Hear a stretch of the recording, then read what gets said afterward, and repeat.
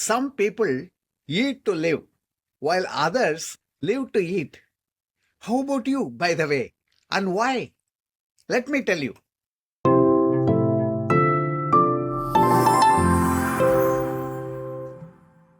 This is Professor VJ in your VjGutWell channel. Trust me, you have two brains, the one in your head and the one in your gut.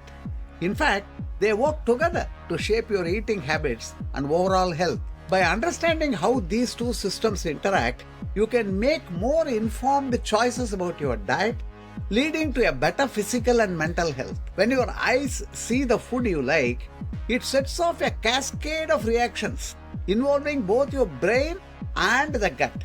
And this is how it works. It is the visual cue. The sight of appealing food activates the brain's visual processing areas. It is in the occipital lobe, in fact.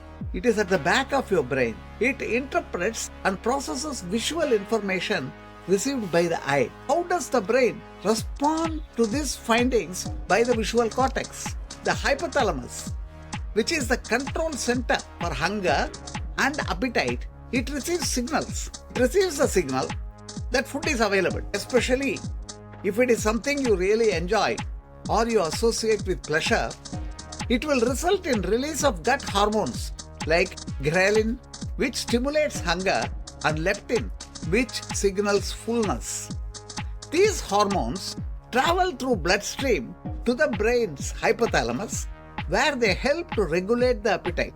Incidentally, gut microbes influence the secretion of these two hormones. Next, the orbitofrontal cortex, which is behind your forehead, above your eye socket, is responsible for decision making and getting the reward.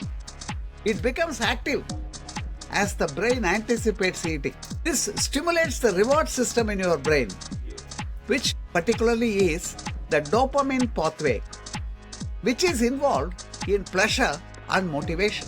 This makes you feel excited or happy at the sight of food, and salivation begins as a preparatory response. That is how your response starts, with saliva.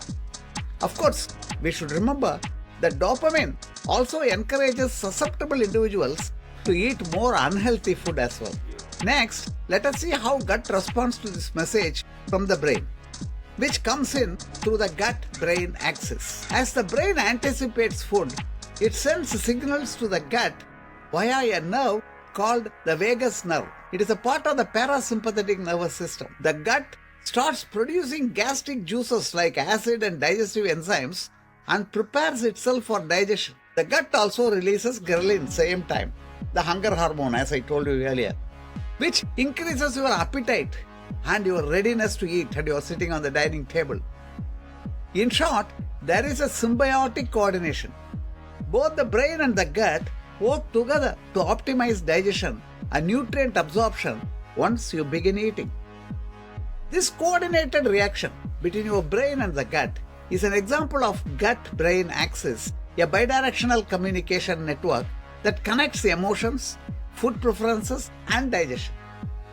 Most importantly, your gut microbiome plays a dynamic role in modulating cravings and food preferences that you can have through a variety of ways, including nutrient sensing, hormonal signaling, and direct communication with the brain via, as I told you, the gut-brain axis. The good microbes in your gut looks for what is good for you.